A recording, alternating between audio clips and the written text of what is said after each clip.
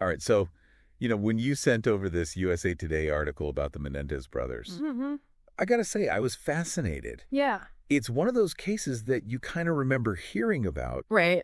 growing up. But then to see that decades after they were convicted for killing their parents, Wow. Jose and Kitty Menendez, now we're suddenly talking about like resentencing and then potentially even getting released. It is. It's crazy. It's a wild turn of events, wouldn't you say? It really is. And it makes you think about how much our justice system has changed, even in the past couple decades, and how that's impacting people who were convicted years ago. For sure. Yeah. So for everybody listening, let's sort of unpack this a little bit.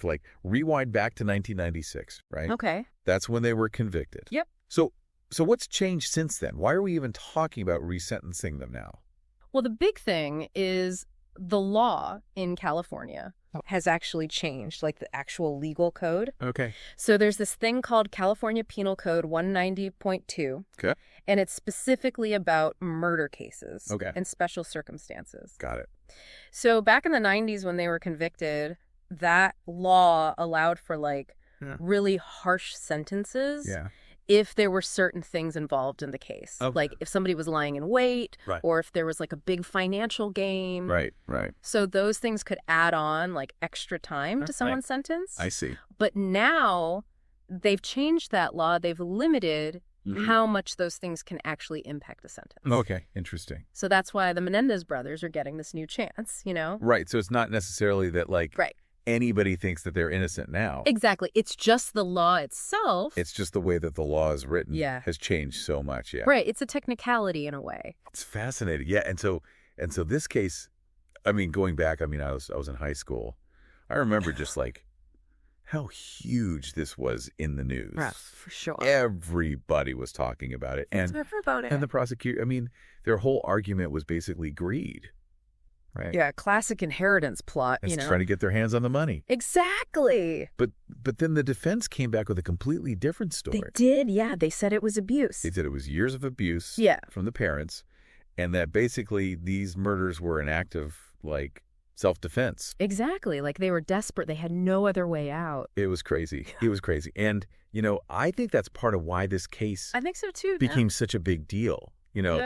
Because it really divided people. Absolutely. You had people who completely believed that they were cold-blooded killers. Yeah. And then you had others who were like, no, they were the victims here. It was heartbreaking. Yeah. It was heartbreaking. I remember people arguing about it, at family dinners. Oh, yeah. It was everywhere. A constant topic of conversation. Yeah. It was hard to escape it. And so they end up getting convicted, obviously, and then they go to prison. Mm-hmm. And this is where things get really interesting because now, all of a sudden, we're hearing about how they've basically been model prisoners this whole time. It's incredible. It's incredible. Yeah. This USA Today article, it talks about Lyle, how he's been part of a hospice program in the prison. Yeah, taking care of other inmates who are dying. Yeah. It's pretty powerful stuff. It's amazing. And then they both, earn college degrees while they're locked up. Yeah. That shows some serious dedication. I know. Who does that? Right. But it makes you think, are they really trying to improve themselves? It does. It makes you wonder. What's going on in their minds? It really does. And even crazier, they both got married while in prison. I know. What is that about? It's a whole other level, right? A whole other level, yeah. Makes you think about their lives and their, how different it is. Totally different. From what we imagine, I know. It's not just sitting in a cell all day. Right. Clearly they're doing things, making connections. Yeah, so what do you make of this, in terms of rehabilitation? That's the big question, right? Can people who do something so horrific, can they really change? Right.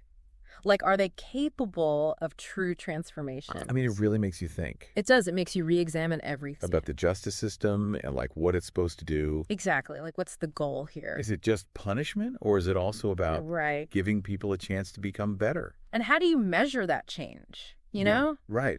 How do we know if it's genuine? Yeah, and I think, it's easy to get caught up in all of this, but I think it's really important to remember the victims in this case, too. Of course, absolutely. Jose and Kitty Menendez's family, their friends. Yeah. these people were deeply affected by this crime. It's a ripple effect. You know, the trauma just spreads outwards. Yeah, and that pain doesn't just go away. You know? Absolutely not. It stays with them. It lingers. Yeah, it lingers. Yeah. And it makes you think about, like, what does justice even mean in a situation like this? Yeah, it really does. You know, how do you balance the needs of the victims with the potential for, you know, rehabilitation of the people who committed the crime? It's a tough one. It's a tough one, yeah. It's a really difficult balance to strike. So here we are, you know, all these years later. Yeah. We've got this legal battle going on. Right. About whether or not they should be resentenced. We've got these brothers who seem to have completely turned their lives around in prison. But then we also have this huge question mark hanging over their heads. Totally. Like, what happens if they do get released? Exactly. What kind of future awaits them? Right, like can they truly reintegrate into society? Yeah, and will people even accept them? Yeah, will they be given a real chance? I mean, it's a real-life experiment in second chances. It really is. It's fascinating, but it's also, like, kind of terrifying. Yeah. I mean, there are no easy answers here. No, not at all. It's a very gray area. And that's what makes this case so compelling, I think. Absolutely. You know, it forces us to confront these really difficult questions. It does. About justice and rehabilitation and whether or not people can truly change. It's thought-provoking, for sure. It really is. It makes you consider all sides. Yeah, it's not black and white. No, not at all. It's very nuanced. Yeah, it's messy. It's messy.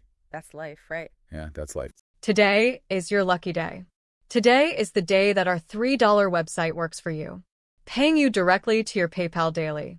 Imagine $3 ongoing continuous payments to your PayPal account. Imagine falling asleep and waking up to $300 in your PayPal account. How would this make you feel? How could this help you? What bills could you pay? What kind of fun could you have? What does that retirement look like now? All for a one-time payment of $3. This website is DFY done for you, fully built and completely hosted, and never stops collecting payments for you. You have spent $3 on coffee on a regular, but that coffee won't help you create multiple streams of income. Click the link below.